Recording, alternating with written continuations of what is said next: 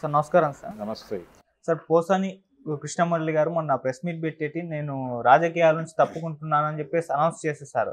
So ఇది భయంతో చేశారా? లేదా ఇంకే కారణాలతో చేశారా? అన్న ఒక చర్చ కూడా జరుగుతుంది. మనం అంతకుముందే చూసాం ఆలి గారు కూడా ఎలక్షన్ రిజల్ట్స్ తర్వాత రాజకీయాల నుంచి తప్పుకున్నారు. ఇప్పుడు ఆ వరుసలోనే కృష్ణమురళి గారు కూడా వచ్చేసారు. సో దీనికి గల కారణాలు ఏమై ఉంటాయి? మరి మీరే విధంగా చూస్తారు సార్ దీన్ని? కృష్ణమురళి భయపడ్డాడు అనేది వాస్తవం. ఓకే. ఎందుకు వాస్తవం అంటున్నారంటే ఆయన అంటే కుటుంబం నుంచి ప్రెజర్ ఉంది అంటే మీరు అరెస్ట్ అయిపోతే ఎలాగా అనే అనే అభిప్రాయం వాళ్ళ కుటుంబం నుంచి వచ్చి ఉండొచ్చు. ఓకే. అరెస్ట్ అయ్యే పరిస్థితి నువ్వే కొని తెచ్చుకున్నావు అని కూడా మాట్లాడి ఉండొచ్చు ఫ్యామిలీ మెంబర్స్. అంత మాత్రం చేత ఆయన ఏదో రాజకీయాలకు గుడ్ బై చెప్పేయాల్సిన అవసరం లేదు. వాళ్ళ ఫ్యామిలీ ఇంటర్నల్ గొడవలు ఏంటనేది మనకు అనవసరం. అంటే తన పర్సనల్ ఏరియాలోకి విషయాన్ని తీసుకెళ్ళి మాట్లాడుతున్నాడు ఆయన. మాట్లాడుతున్నాడు అంటే ఈ పర్సనల్ లైఫ్ అనేది ఇంతకు ముందు ఉంది ఆయనకి. ఆ ప్రెస్ మీట్ కంటే 2 days ముందు కూడా ఆయన మాట్లాడాడు. ఏది తన మీద వచ్చినటువంటి విమర్శలకు సంబంధించి ఆయన సీరియస్గా మాట్లాడాడు. కానీ 2 రోజుల్లో ఆయనకి అర్థమైంది సీన్. కేసులు అరెస్టులు అంటే విభిన్నమైనటువంటి ప్రాంతాల్లో కేసులు నమోదవుతున్నాయి. ఇప్పుడు రామ్ గోపాల్ వర్మ ఆలోచిస్తోంది కూడా అదే. ఒక 3-4 ఏరియాల్లో కేసులు బుక్ అవుతున్నాయి. వీటిని అడ్మిట్ అయితే రేపు కంటెస్ట్ అయితే 2-3 కోర్టులు అంటే జీవితం అంతా కోర్టుల చుట్టూ తిరగటంగా అయిపోతుంది అనేటువంటి ఒక భయాన్ని, టెక్నికల్ భయాన్ని కలిగించే ప్రయత్నం చేస్తున్నారు. వాళ్ళు 3rd degree ఉపయోగిస్తారో మరొకటో కాదు. ఈ కేసులు ఎంతకాలం నడుస్తాయో తెలియదు ఎవరికి. ఇవి ఎప్పుడు కేసులు క్లియర్ అయ్యి ఎప్పుడు తాము ఈ గొడవ నుంచి బయటపడతామో తెలియని పరిస్థితి. అందుకని ఈ రొంపిలో ఇరుక్కోవడం ఎందుకు అనే ఉద్దేశంతో ఆయన క్వాష్ పిటిషన్ వేసుకున్నాడు. ఈయన ఆ ప్రయత్నం కూడా చేయలే పోసాని కృష్ణమురళి. ఆయన లీగల్ ఫైట్ చేస్తున్నాడు రామ్ గోపాల్ వర్మ. అవును. వర్మ గారిని వీళ్ళతో కలపటం తప్పు. ఓకే.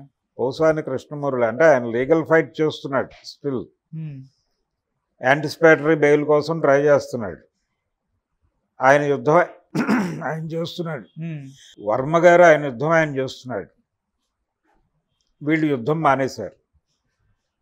భగవద్గీతలో కృష్ణుడు చాలా స్పష్టంగా ఒక విషయం చెప్పాడు. నువ్వేం చెయ్యాలో అది చెయ్యి, ఫలితం వదిలిపెట్టేయాలి. ఫలితం గురించి ఆలోచిస్తే పని చేయలేవని చెప్పాడు.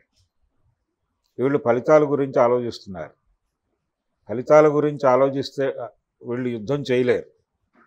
ఆ యుద్ధం చేయకపోవడానికి కారణం ఫలితాల గురించి ఆలోచించటమే. ఓకే. అంటే అరెస్ట్ అయిపోతామనే భయం ఉంది ఆయనకి చాలా స్పష్టంగా. ఆ తర్వాత తను ఆ రోజుల్లో మాట్లాడిన అగ్రెసివ్ స్పీచ్ అంతా ప్రపంచం ముందు రికార్డు ఉంది. ఆయన రామోజీరావు గురించి మాట్లాడాడు. పైగా ఆ అగ్రెసివ్ దీనిలో సింగ్యులర్గా మాట్లాడటం అనే దాన్ని కూడా మించి వెళ్ళారు. రీసెంట్గా ఆయన చేసిన వీడియోలో కూడా అనే పదం విరివిగా వాడాడు. అలాగే జగన్మోహన్ గురించి ఆయన చేసిన వ్యాఖ్యలు, ఏబిఎన్ రాధాకృష్ణ గురించి ఆయన చేసిన వ్యాఖ్యలు, లోకేష్ గురించి చేసిన వ్యాఖ్యలు, చంద్రబాబు గురించి చేసిన వ్యాఖ్యలు, ఇవన్నీ కూడా రికార్డులు ఉన్నాయి ప్రపంచం ముందు. యూట్యూబ్లో స్టిల్ అలైవ్ ఆ వీడియోస్ అన్నీ. కాబట్టి కొత్తగా ఆయన పైగా ప్రజల్ని పోలిక తీసుకొచ్చుకుని తన్ని తాను డిఫెండ్ చేసుకునే ప్రయత్నం చేశాడు. అది చాలా దారుణం. అంటే ప్రజలు కూడా పార్టీ మార్చారు కదా. తెలుగుదేశం పార్టీకి ఓటేశారు 2014లో, తర్వాత ఎన్నికల్లో వైసీపీకి వేశారు, ఇప్పుడు మళ్ళీ టీడీపీకి వేశారు. అంటే ఒపీనియన్స్ మార్చుకోవటం అనేది ప్రజలు చేస్తున్నారు కదా, నేను చేస్తే తప్పేంటి అన్నాడు ఆయన. ఒపీనియన్ మార్చుకోవటం వేరు, నువ్వు కాన్స్టెంట్గా యుద్ధం చేస్తున్నానని చెప్తున్నావు. ఆ యుద్ధం చెయ్యి, ఫైట్ చేయి, అరెస్టులు జరుగుతాయి, ఫేస్ చెయ్యి. నువ్వు మాట్లాడిన మాట నుంచి నువ్వు డివియేట్ అయితే అలాగా. నిన్న ప్రెస్ మీట్లో ఎంత గౌరవప్రదంగా మాట్లాడాడు. ఆయన అవును. లోకేష్ తెలుగుదేశం పార్టీలో చైర్మన్ నన్ను పిలిచాడు అని కూడా చెప్పాడు. అంటే ఇంటిగ్రిటీని క్వశ్చన్ చేయాల్సి ఉంటుంది ఇక్కడ. బుల్సాని కృష్ణమురళి అనే క్యారెక్టర్ తాలూకా ఇంటిగ్రిటీ క్వశ్చన్ చేయదగ్గ పరిస్థితిలోకి వచ్చేసింది ఇప్పుడు. ఓకే. ఆ పరిస్థితిలోకి తెచ్చుకున్నాడు ఆయన తనని తాను. జనం ఆయన మీద విశ్వాసం కోల్పోయే పరిస్థితి తెచ్చుకున్నాడు. ఈ కోల్పోయిన విశ్వాసంతో ఆయన సినిమాలకు కూడా పనిచేసేది ఉండదు, అక్కడ కూడా క్రెడిబిలిటీ ఉండదు. ఆయన రాసిన మాటకి ఆయన చేసినటువంటి కథకి ఒక క్రెడిబిలిటీ ఉండాలి కదా. రచయిత తనని తాను సరెండర్ చేసుకున్న తర్వాత అతను రాసిన రచనల మీద కూడా రెస్పెక్ట్ పోతుంది. అందుకని పోసాని తన క్యారెక్టర్ని తనే అసాసిన్ చేసుకున్నాడు స్వయంగా అన్నట్టు ప్రెస్ మీట్తో. పోసాని అనే మీద ఒక ఇమేజ్ ఉంది, అతను ఒక ఫైర్ బ్రాండ్, దేన్నైనా నిలదీస్తాడు, చింపేస్తాడు, చంపేస్తాడు అని ఒక ఇమేజ్ ఉంది. అతను తీసిన సినిమాల్లో కూడా ఆ ఇమేజ్ని ఆయన నిలబెట్టుకునే ప్రయత్నం చేశాడు, ఆపరేషన్ దుర్యోధన లాంటి సినిమాల ద్వారా. ఇప్పుడు టోటల్గా ఆ ఇమేజ్కి డ్యామేజ్ అయిపోయింది. సో ఆయన సినిమాల్లో నేను జీవితాన్ని కొనసాగిస్తాను అన్నా కానీ అక్కడ కూడా దీపాలు వెలగవు. నీ పవర్ పోయింది, నీ పవర్తో నువ్వేమీ వెలిగించలేవు, ఇప్పుడు అయిపోయింది, ఆ కథ ముగిసింది. సో పోసాని భయపడ్డాడు, ఆ భయం ద్వారా నష్టపోతాడు. ఈ నష్టం భరించక తప్పదు, ఆయనే చెప్పుకున్నట్టుగా.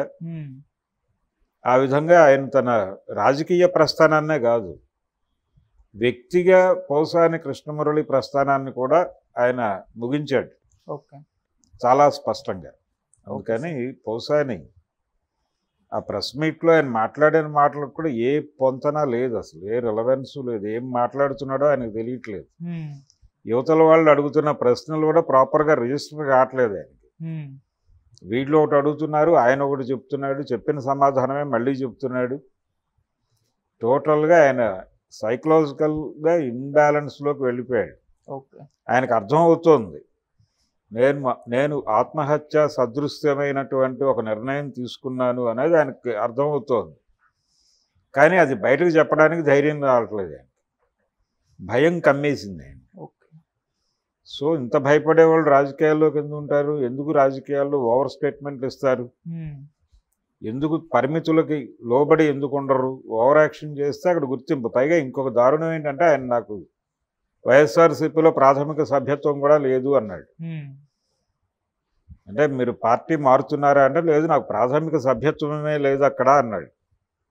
ప్రాథమిక సభ్యత్వం కూడా లేని వాడికి ఆ ప్రాధాన్యత ఇచ్చి పదవులు ఇవ్వటం అనేది జగన్మోహన్ రెడ్డి